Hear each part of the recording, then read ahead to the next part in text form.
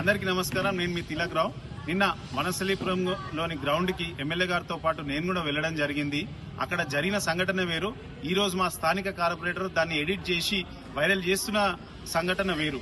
ఎందుకంటే ఏదో ఎడిట్ చేసి చూస్తే దాంట్లో ఏం లేదు, డామ్ డూమ్ పుష్ అనేది ఎమ్మెల్యే గారిని బద్నాం చేద్దామని చూసిండు. కానీ అక్కడ నిన్న స్థానికంగా ఒక 2-3 లేడీస్, కాంగ్రెస్ నాయకులు రెచ్చగొట్టి పంపించిన లేడీస్ మాకు ఇది ప్లే గ్రౌండ్ వద్దు, మాకు పార్క్ కావాలన్నారు. అదేవిధంగా అక్కడ ఉన్న యూత్ గానీ పిల్లలు గానీ మాకు ఇది ప్లే గ్రౌండ్ కావాలనే వాళ్ళిద్దరి మధ్యలో వర్షన్లో సుధీర్ అన్న క్లియర్ గా ఆ లేడీస్ కి, అమ్మా ఇది ప్లే గ్రౌండ్ ఉంటే మంచిగా ఉంటది, ఎందుకంటే పిల్లలకు ఫిజికల్ యాక్టివిటీ లేదు, 25 నుంచి 30 ఏళ్ల పిల్లలు హార్ట్ స్ట్రోక్ తో చనిపోతున్నారు, చిన్న పిల్లలు ఫోన్లకు ఎడిక్ట్ అవుతున్నారమ్మా.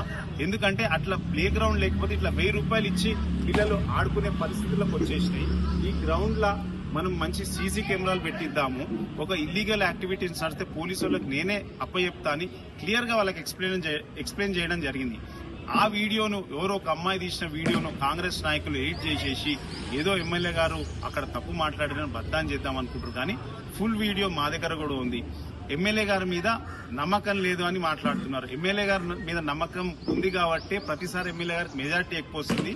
మీ మీద నమ్మకం లేదు కాబట్టి ప్రతిసారి మీరు ఓడిపోతున్నారు.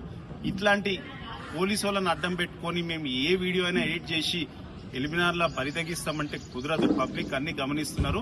మా దగ్గర కూడా ఫుల్ వీడియో ఉంది. ఆ వీడియో అందరికీ పబ్లిక్ కి తెలిసి వచ్చేలా మేము ముందుకు వస్తాం. Thank you.